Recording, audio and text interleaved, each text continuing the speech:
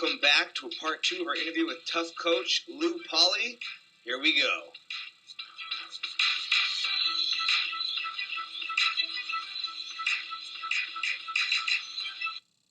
Yeah, so you were obviously brought in to coach the wrestling on The Ultimate Fighter. So what advantages do you see that wrestlers have in mixed martial arts?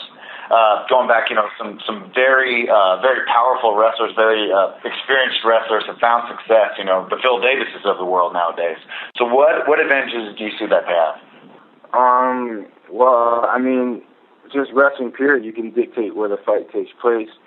If you want to keep it standing, you can keep it standing. If you want to take someone down, you can take them down, so you can kind of control where everything goes. Wrestlers are pretty aggressive by nature, so they're always pushing the pace, and grinding people out and just staring in people's faces. And it's easier to teach a wrestler striking than it is to teach a striker wrestling. Because wrestling's all feel, all balance, and everything. And it's an aggressive sport. Nobody volunteers to go, wrestle.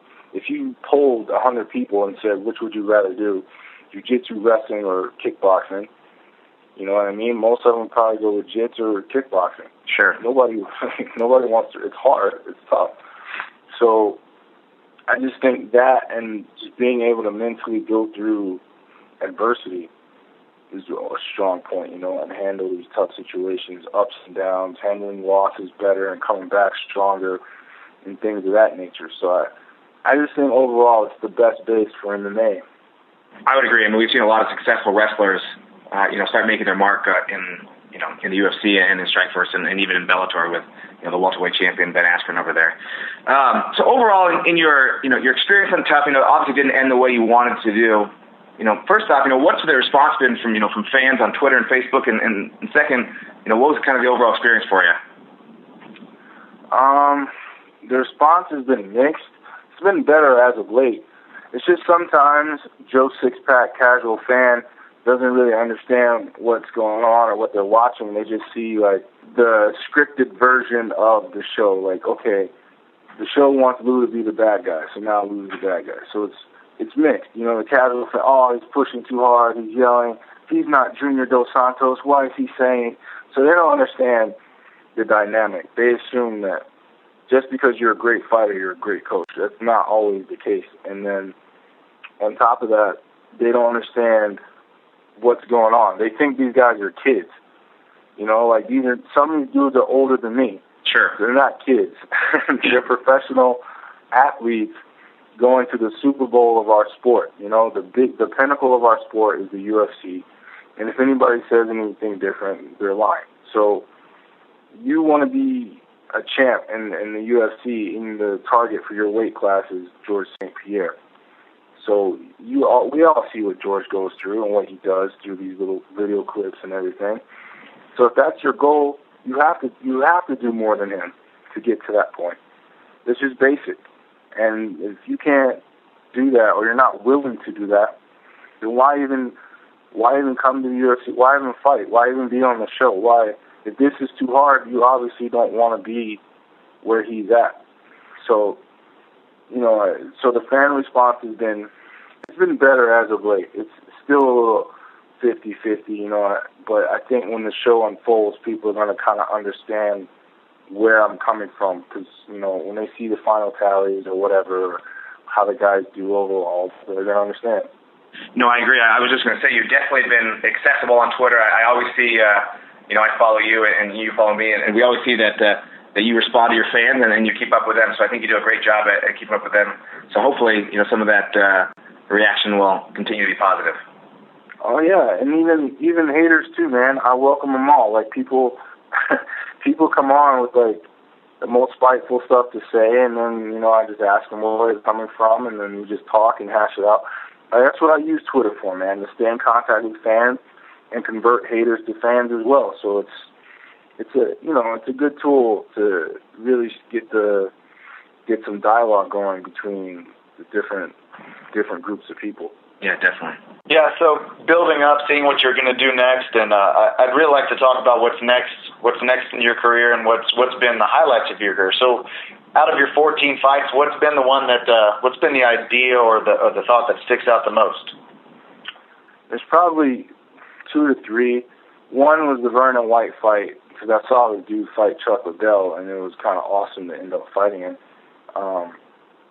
And he's been around, and to beat someone with that kind of experience is pretty cool. And then Roger Hollett, he was undefeated, TKO on everybody, knocking out everybody. And I went up to Canada and TKO'd him and took the belt, and that was probably a pretty sweet moment. And then I'd have to say another one would be when I went. It was a loss. It was probably one of the better losses I've had. Like, I took a fight on, I want to say 12 hours notice. Wow. And yeah, because I just believe, like, you should talk it and walk the same way. If you're one of these guys who get on the internet and say, "Oh, I'll fight anybody, anytime, anywhere," then you should stand by it. So I did. Better part of my career, I just fought any and everybody. So I took a fight on 12 hours notice, went to Korea against a champ that took Dennis Kang to a decision when Dennis was at his peak, and fought the guy all the way to the third round. I set a record. I had 15 takedowns in a fight, and ended up losing by a soccer kick, because it was Pride rules in the last minute and a half. So, it was a good experience, never to be out of shape and always be ready and train every day and really just take this serious and be committed. Soccer kick, that's vicious. That's just straight up vicious. Yeah, man, it was because I forgot it was Pride rules.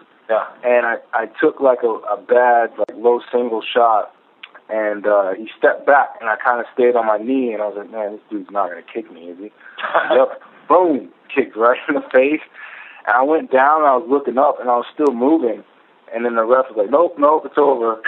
And I kind of protested, and because he was their champ. He was the Korean champ, and they changed the rules to 9-second restarts. Like, that's how I set a record. 15 takedowns in a fight is a lot, That's a lot, especially not even through the full fight. Yeah. So it was like, up, restart, up, restart. I was like, oh my God. Like, so, it was through the fight, but it was good. It was a good learning experience. This dude had around 16 fights, and it was my 5th fight. And he, fought only tough people, so it was a good experience for me personally. 15 takedowns. You had to be doing pretty well on the scorecards, I'd imagine. Oh yeah, I was excited. I was like, yes, I'm cruising to a win. A minute and a half, 2 minutes left. Nope. Soccer kick away. So those are exciting highlights that you have, and you're no doubt looking to add a few more highlights. What's next for you, Lew? Right now we're trying to scope something out for July and August. Hopefully I can get a fight in July and August.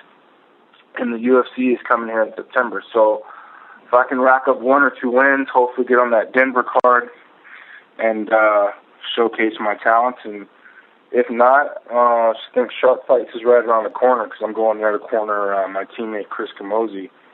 And this month. Yeah, actually this week. Yeah, that's right. I can't believe it's the end of May already.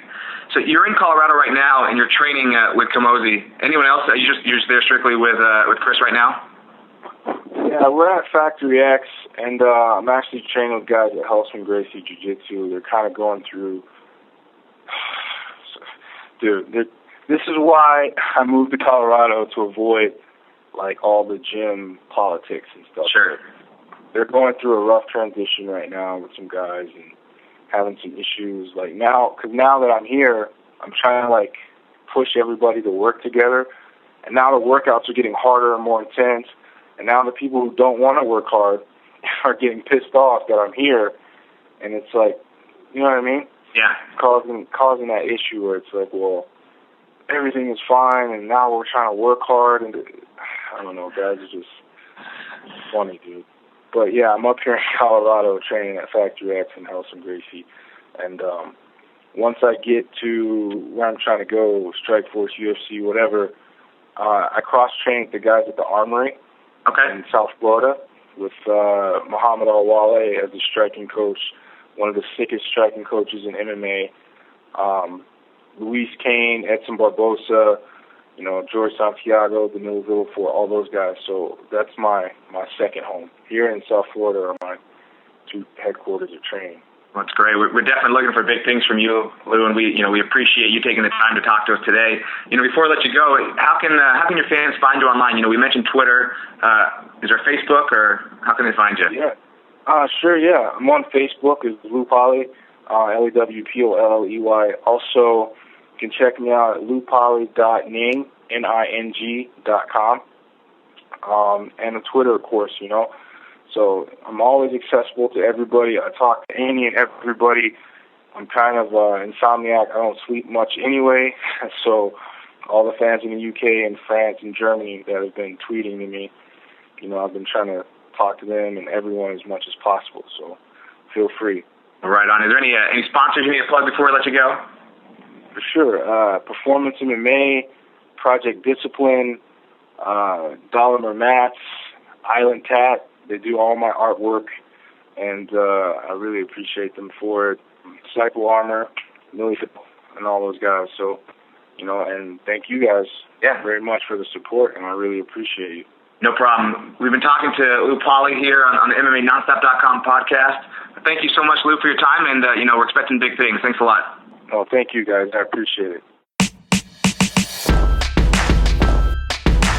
Thanks for joining us today on the MMAnonstop.com podcast. MMAnonstop.com, the first place for news and notes online. MMAnonstop.com, the fight starts here.